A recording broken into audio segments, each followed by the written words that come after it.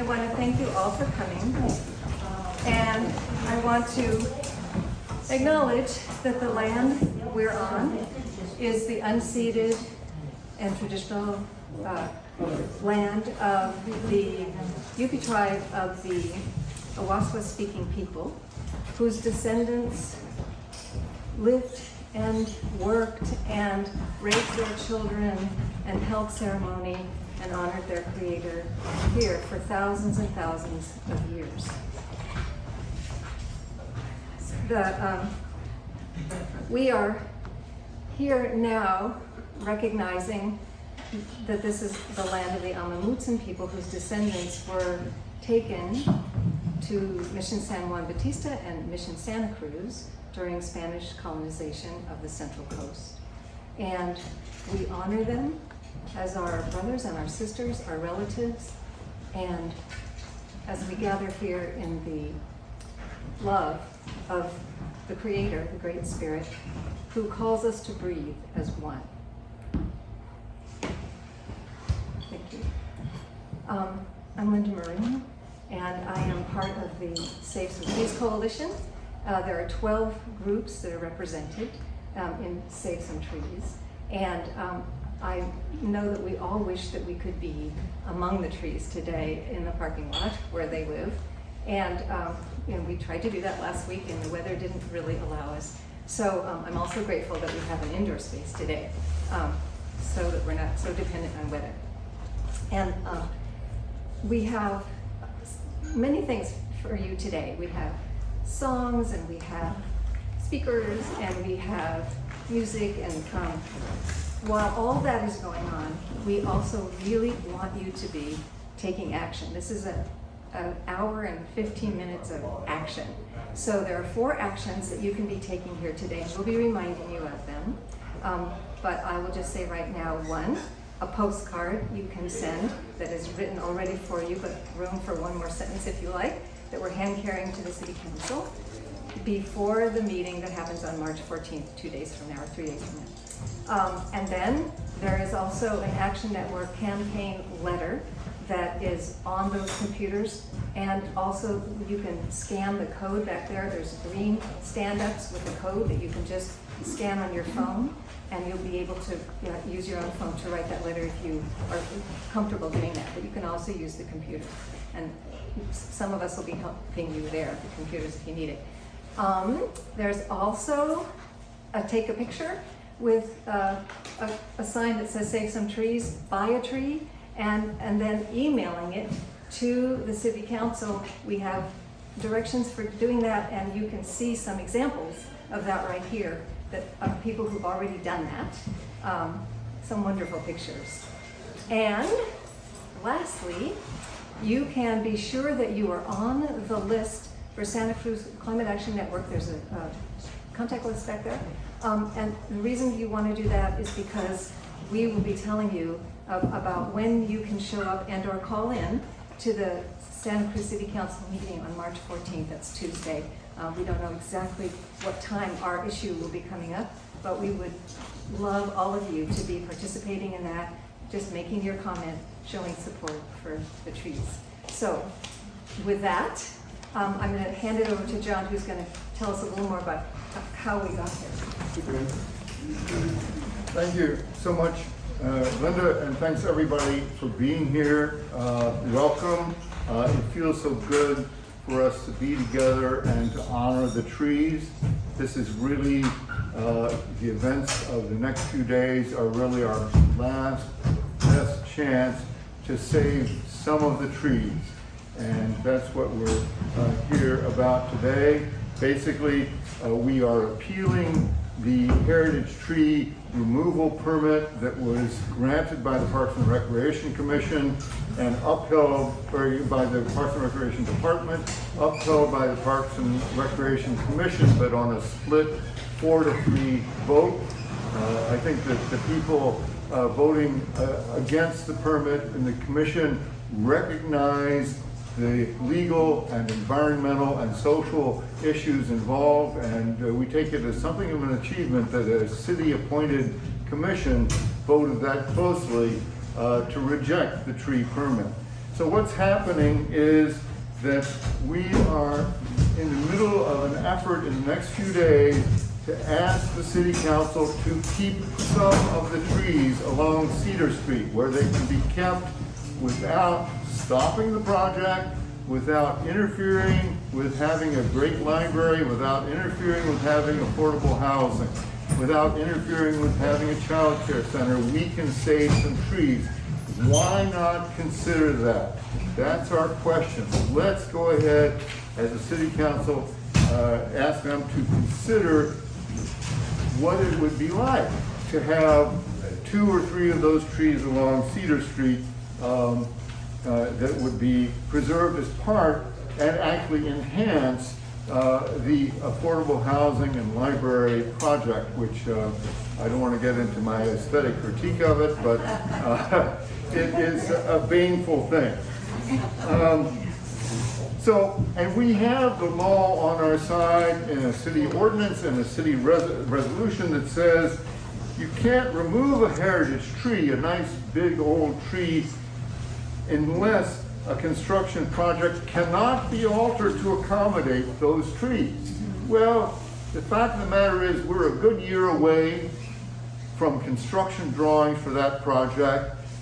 And there is lots of space. There's a commercial, 10,000 square feet of commercial space that, why is the city building commercial space on public land?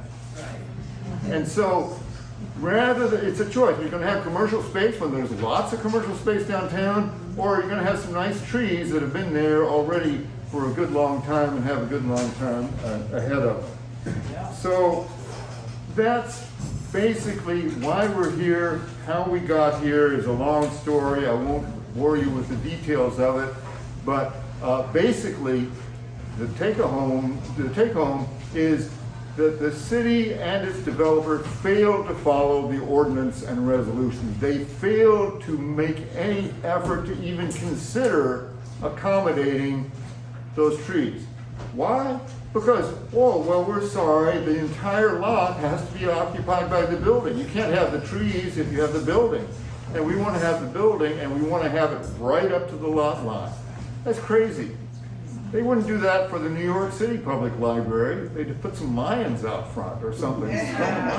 You know, this city has to get with it. It has to get a sense of civic and community style that says we are more than just putting buildings up to the sidewalk.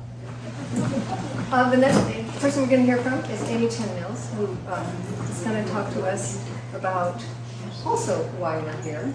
And you know, I think you probably recognize that Amy ran for supervisor and during the primaries and spoke up constantly for climate and for habitat and for regenerative agriculture. And we asked her to speak here today because she's a wealth of information about that and also has so much integrity around those issues. Good to see everybody. Thank you for having me. It's been raining. It's good to get out and see you all. I felt like we were back in 2020 and COVID for a while. Okay, so they asked me to give a speech. Here it is. I actually thought about it and wrote it down. I find it hard to be optimistic these days. We see rising fascism across the nation, with first in line of fire the transgendered, queer community, women, people of color, the poor, all under fierce attack. Action on the ongoing and worsening climate crisis is delayed because many of us are exhausted, fighting off Christo-nationalism and a deluge of disinformation from every direction. We have war in the distance and war here at home. I am tired. People say there is hope in the local. At the same time, I see that the forces of the global profit-making machine do not stop at the borders of Santa Cruz County. We see it in the purchase of apartment complexes by major hedge funds and equity firms and the push from outside developers here. Aligned with the heavily funded YIMBY movement, this too feels like a force unstoppable. But here in this room, we have chance for some small victory. Maybe it is the small victories that lead to the larger turnaround and the dawning of some kind of light. All I know is that we must always do what we can for life. So I went to look and hang out with the proposed trees to be saved yesterday during a break in the rain. I wanted to go connect before this speech. And that lot, it just occurred to me, is so absolutely massive. And perhaps we don't need to fill every last inch of it with concrete, steel, and glass. Yeah. Frightening. It would be a lovely compromise for the city to acknowledge that the original opposition, including thousands of young climate strikers over many years to development, was not opposition to housing, but simply a gargantuan garage on a leafy, sunny, open lot that many of us love. I suppose when food crops fail due to the climate crisis, as they already are starting to, we can go and start eating the books in the library. But saving as many large trees as we can might help to prevent that. I want to read from the letter to the city that my dear friend, the tireless climate activist Linda Marin, wrote about trees and about these trees. When I read this, I really thought, what more can I say? She did such a beautiful job of writing this letter. I think it already went to the city, is that right? It went to the Planning Commission and now to the city. It's about trees and our trees. First of all, trees metabolize carbon dioxide, the global heating gas that has reached an all-time peak in our atmosphere since before humans were on Earth. Since the CO2 is stored in the tree's wood, the larger the tree, the greater the carbon sink. At this level of CO2 in our atmosphere, we need as many big trees, literally, as we can hang on to. The replacement of sapling trees at 1:1, that's the ratio, as is currently planned, is woefully inadequate. It takes decades for saplings to deliver the eco-services of large trees, whether they be sequestering carbon or the many other benefits mentioned below. One sapling may never replace a tree that has grown on Lot 4 over decades. As temperatures rise, trees are a frontline protection against the effects of the urban heat island, which we have all started to feel every summer, along with the wildfires, which can cause temperatures in a city to be 7 degrees higher on average. Besides absorbing water, trees also release it as vapor through evapotranspiration. I can't believe I said that. Right, producing a cooling effect as they shade buildings and the ground. It's worthwhile to consider how much energy-intensive air conditioning could be avoided with the shade of the 2 perimeter liquid amber shielding that portion of the new building. Any heritage trees integrated into this project will also contribute to the respiratory health of the people who live in the building and nearby, many of them low income. Remarkably, a mature leafy tree can produce enough oxygen to allow 10 of us to breathe for a year. Wow. That's important because Santa Cruz is not immune to the air pollution that accompanies our rising temperatures, wildfires, wood stove burning, all kinds of stuff, etc., etc. Perhaps the most compelling reason, though, to protect and save at least a few of the heritage trees we are so familiar with on Lot 4 is because we love them. The community loves them. I'm channeling Linda right now, and that love for them connects us as surely as the roots and mycelial networks underneath them connect the trees to the earth they grow in.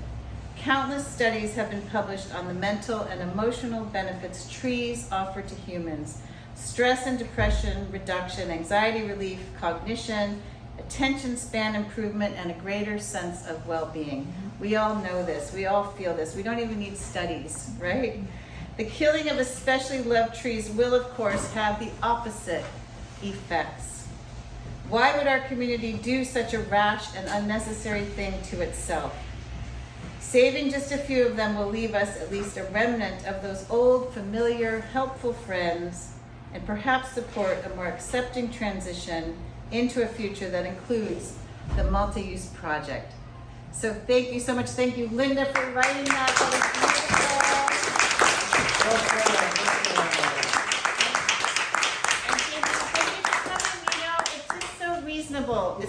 reasonable ask, so Yeah. let's do this. Thank you all for coming. It's great to that you're all here. We have several things we'd like you to do. One is fill out a postcard. I know some of you have already done it. The other is sign our Action Network petition. We've got 2 computers back there and we can help you. A third is, I know at least 60 people have already had pictures taken with the trees and have sent them to City Council. There's examples up there. But if you haven't done that yet, we have the instruction on how to send your picture to City Council. And we have some things you could take with you for the council meeting on Tuesday. So, thank you all. My name is Lyra Filippini. Thank everyone so much for being here. And part of what we're doing today, part of what's so important is sharing, not just honoring the trees, but sharing why these trees are important to us, why they're important to preserve, and letting the city council specifically know why it's really important that they preserve at least a couple of these trees, incorporate them into the project, make that project even better than what a good portion of people feel that it is right now. So if you haven't, on the subject of actually sharing with the City Council, because that is so important, please do visit the back table where we have a couple of computers set up where you can actually very quickly send emails out through our Action Network page, send emails out to the City Council. There's also postcards that you can jot a note on that they will receive, and we have some signs that you can take pictures of yourself with and send to the City Council. But it's also really important for us to share with each other why this is important. And for some people, what's most important is the environmental carbon nature, extremely important. For some, it might be that the city has a trajectory of not following its own laws and resolutions. And for others, it might be a specific emotional connection with some of those trees. And so whatever it is for you, we would like to start an open mic period or kind of just like a sharing session.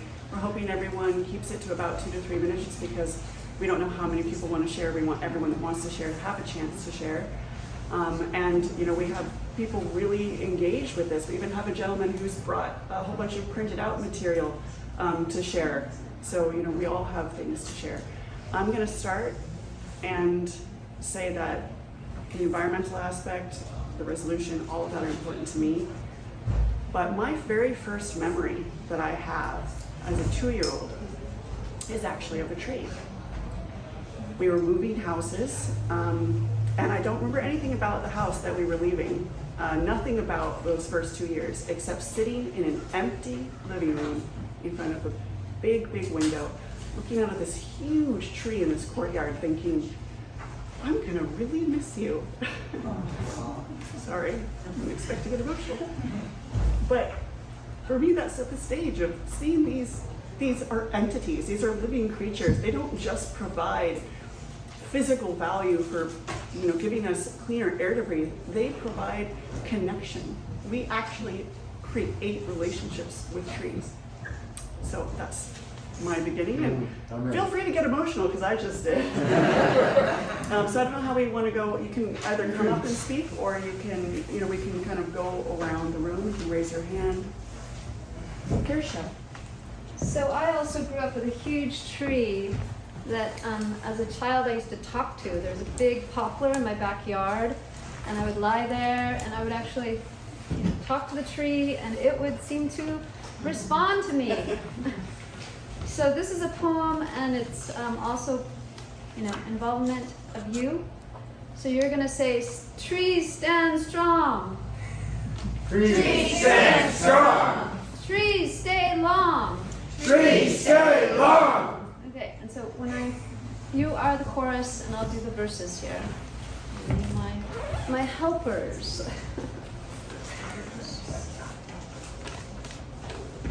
So this was inspired by Russell sending around Yoko Ono, thank you Yoko Ono, and John's protest of the trees. And so I added verses to everybody's talking about what Yoko was talking and John were saying. So Everybody's talking about livable towns, climate change clowns, diversity in the city, and even at UCSC. Smart growth, ha! More sun, more leaf fun. All around the big, ugly bill done.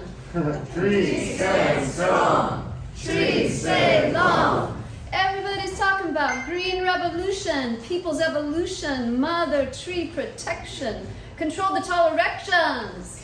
Trees stand strong. Trees stay long. Tree meditations, canopy celebrations, a central park with lots of tree bark. Future city that is so pretty, not a cement, tall building, pity. Trees stand strong. Trees stay long. The legacy of the Fred Keeley Commons, gonna tell your mama, make it a destination location for centuries to come, Fred. No one wants to come to another big box city. Trees stand strong. Trees stay long. Saving old mother magnolias, letting liquid ambers dance. Having more green to enhance. Tribute to our human intelligence. Trees stand strong. Trees stay long. Our mother magnolias on cedar, they act to us as a feeder of everything good in our beloved downtown neighborhood. So trees stand strong. Trees stay long. They're the Dalai Lama of the Kingdom of Flora. They grace plazas all over from Bora Bora. Trees infuse the world with peace. Imagine, Muse, the city full of trees. And trees stand strong. Trees stay long. Ho!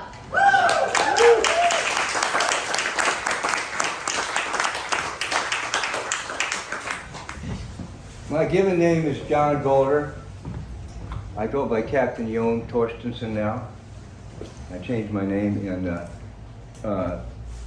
turn of the century at a sweat lodge up on Laguna Creek with Mike Daly running a sweat lodge. It was just me and my middle son and one other friend.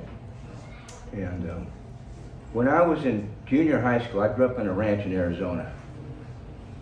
We had a big old mulberry tree. We had 1 acre, lush landscaped in the middle of this desert. This is a 5,000 acre ranch, cattle ranch, and a wonderful old house. But I was too crowded in there with my two brothers. And so I needed a space of my own. I built a tree house in this big mulberry tree with a roof, walls, windows, and a door, and running water with steel pipe. That was my first construction project, okay? Not counting the stuff I did in the sandbox when I started out at 3 years old. So, and I would go up in that tree and I had a hammock way up higher than, and you couldn't really see it once the tree was fully leaved. And I'd hear my mom and dad down there. I had no ladder up there, okay? It was overhanging to climb up. So I'd hear my parents down there, "Where's Johnny?" "Well, he's probably up in the tree." "Well, I'm not gonna get him. Well, he needs to do his chores." "Well, I'm not gonna go get him."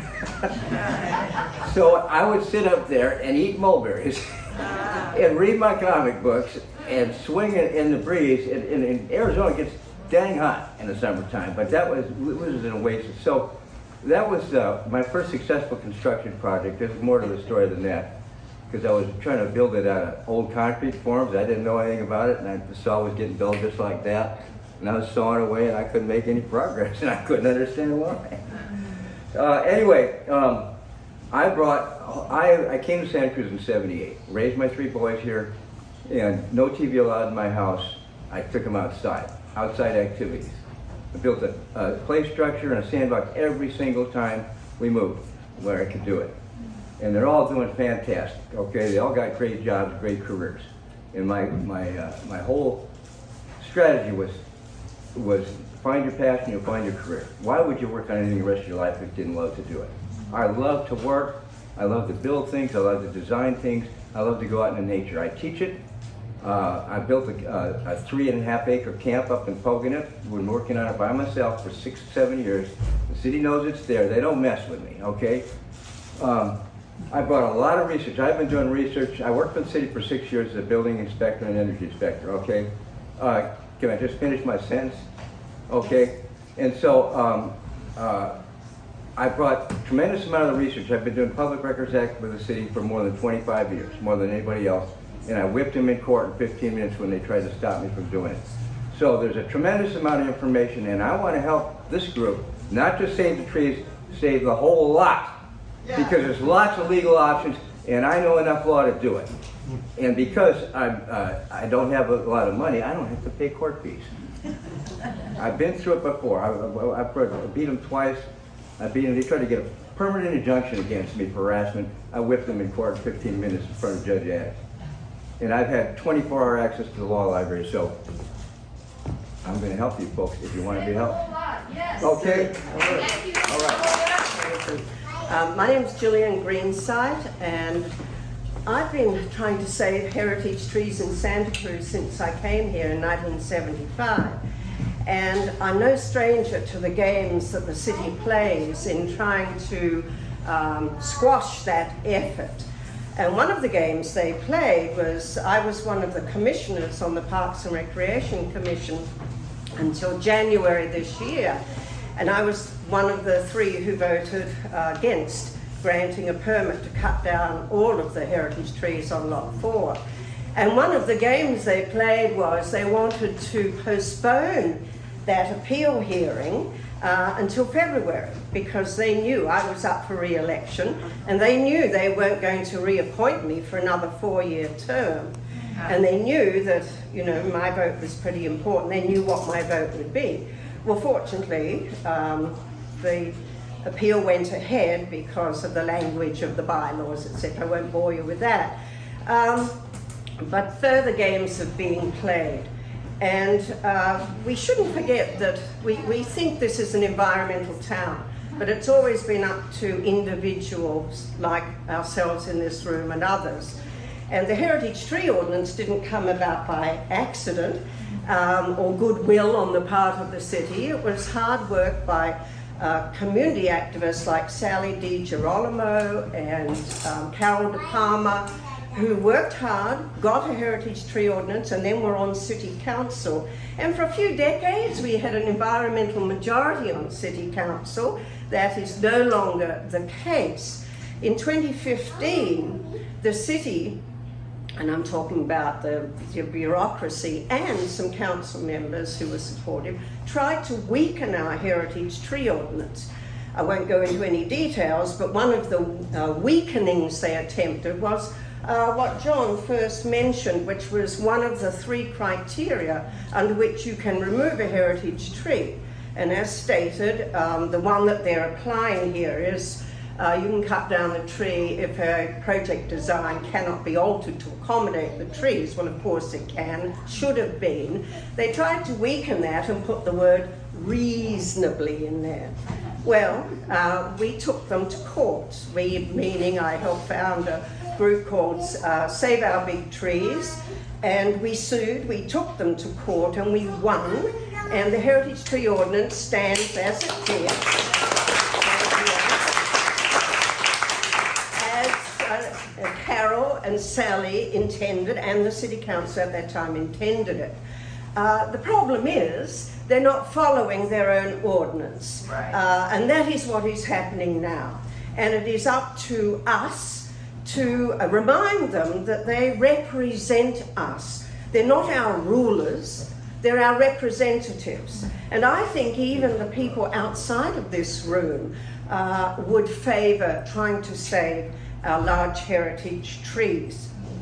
That is the message that we have to get to our City Council. Now, this is my personal opinion, and it's based on knowing the games they play. And one is, I believe, this is my personal opinion, you do what you want. I think if we talk generally about the importance of trees, we will lose. Because I can hear it now, one of the council members making a motion that, well, we're going to cut the trees down, but it's all about carbon. So we will, for this project, plant 19 saplings for every tree we're taking down. So we've lost. We've lost if that is where things go. So what I will write and what I will speak of is, as was expressed by many people who shared, We love these trees, and it is these trees, at least some of them, that we can save. And that's the message. Don't go planting saplings elsewhere and say, you know, you've done your job. We want some of these trees saved.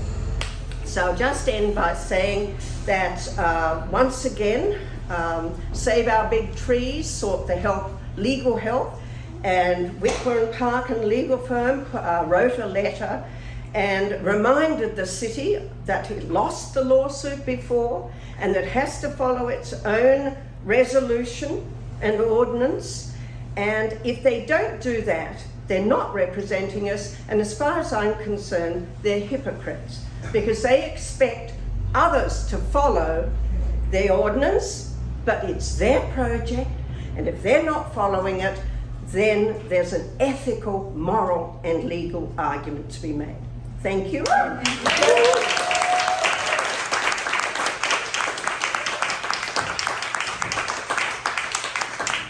I want to thank everybody who's put this together and spoken already and sang. And my name is Lisa Ekstrom, and I live downtown, so I spend a lot of time with those trees. Last October 19th, I believe, before the election, I went to the farmer's market, as always, and saw the notices stapled to the trees. That they were, you know, being permitted, or the permit had been applied for to destroy them. I was so upset to see those the first day that I painted a portrait of the two liquid ambers that day. And since then, the election happened, all kinds of other things have happened. And I am thinking that I want to create a community project. I've already started a project of creating portraits of each of those 12 trees.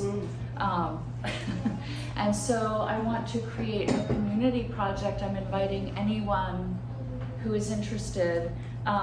This would be portraits, paintings, poems, songs, dances, sculptures, essays, to create a tribute to the trees. So I have some of these to give out. If anyone's interested, please ask for one, and I'll leave some on the table as well. And thank you so much. I really hope that we can stay human beings.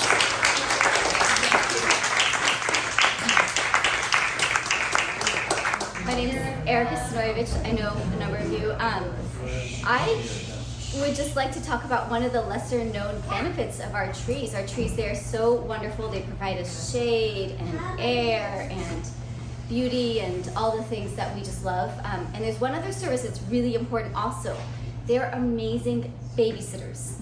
You know, during the farmer's market, bye kid, I'm gonna go do my thing. And those trees are able to stay there and just babysit. And you know, the kids would all hang out in the trees. And then I didn't have to worry. My kid had friends, he had play structure. It was beautiful. So there's just, these trees serve so many purposes, and you know, our kids need them too. Yes, love that.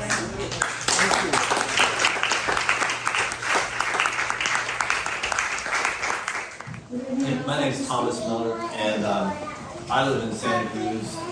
And just want, I don't know how many of you know that cork oak tree at 7th and Soquel, planted in 1874. Somebody really loves that tree because it's some valuable piece of real estate. But sitting under that tree one day, I realized I had this epiphany. I thought, you know, instead of putting the boundary of the tree at the bark, I put it at the atmospheric influences. And if the atmospheric influences, I was inside the cork tree. And so every time I'm near a tree, I abide in with the tree. And these trees, the liquid amber. One morning I was in the parking lot at Calvary Church and heard a thud. And there was, across the street, and there was a pigeon lying, a dead pigeon lying underneath that red liquid amber tree, and looked up in the tree, and there was a red-shouldered hawk up there, a pigeon. and then came down and picked it up. There's a lot going on there, and it's inside the tree. Though I've had profound experiences underneath the magnolia tree. Thanks for listening. Thank you.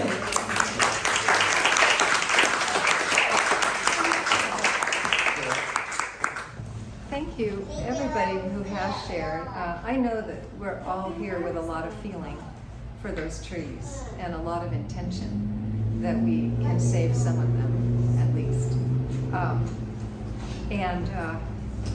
I just so appreciate the commitment, I feel in each of you. And we're just really all in this together. That's what it feels like. Tuesday, 2:30, City Council chambers or by Zoom. You please get 4 other people. 4 other people. If you get 4 other people, we will have 200 people speaking for these trees. And that is what we need. We want to let the public know, let the City Council know that this is something that they just have to do. They have to give trees a chance.